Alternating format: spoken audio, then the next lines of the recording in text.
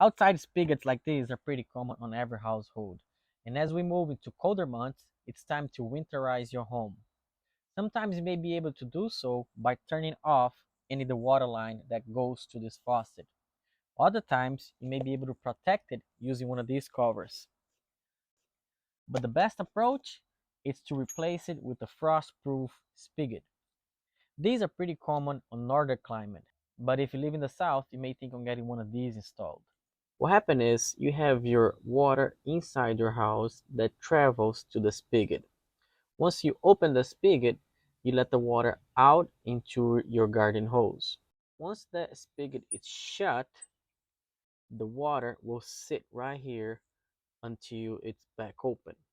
And if you have water sitting here during the winter months, it freezes your water and travels all the way inside your pipe, freezing the pipe and bursting.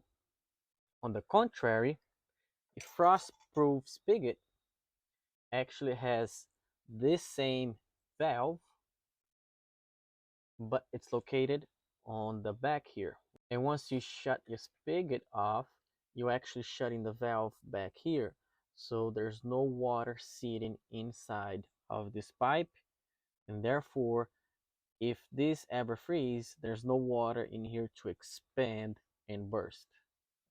As usual, on these type of projects, we start by shutting the water off. If you see a screw, go ahead and remove them. If not, grab an adjustable wrench and try to break loose the spigot, but be very careful not to twist the pipe inside the wall.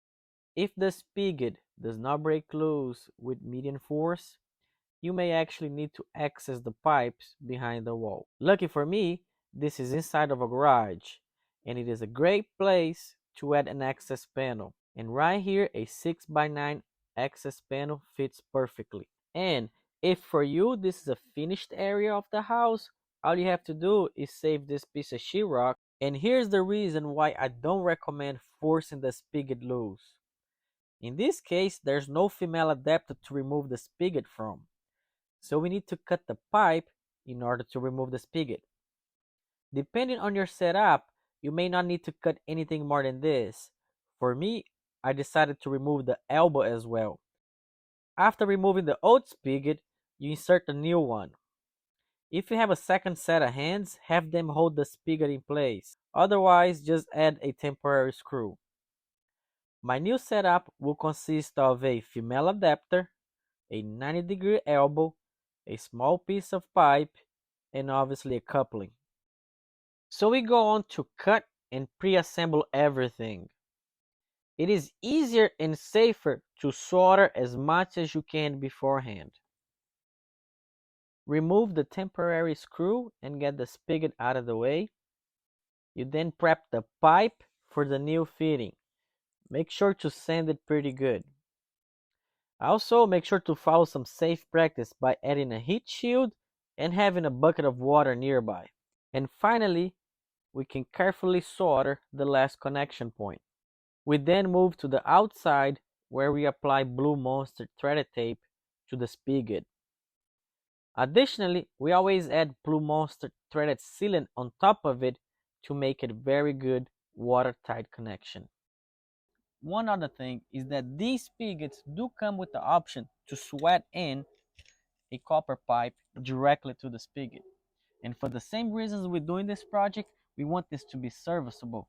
So I always choose to have a female adapter inside of the wall and use the threaded connections of the spigot in case we want to replace this again in the future. You insert the spigot into the wall, and on the other side, you start the threads into the female adapter.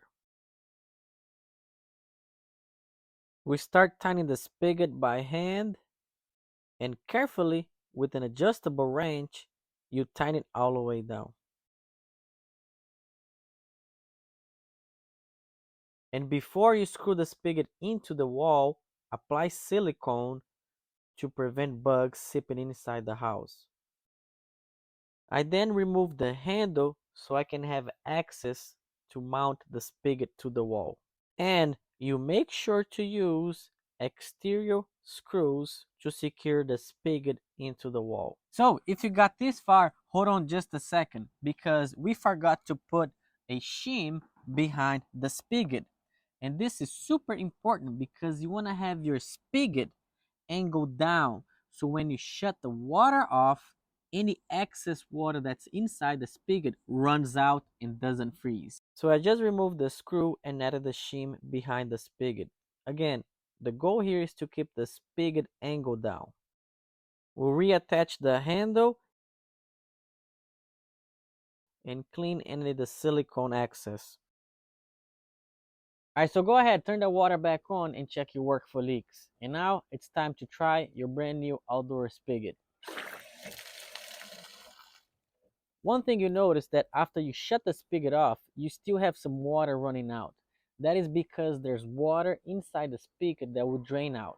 And that is why it's so important for you to remove any hose that's attached to the spigot if not in use. And now, after all this, you're ready for the winter.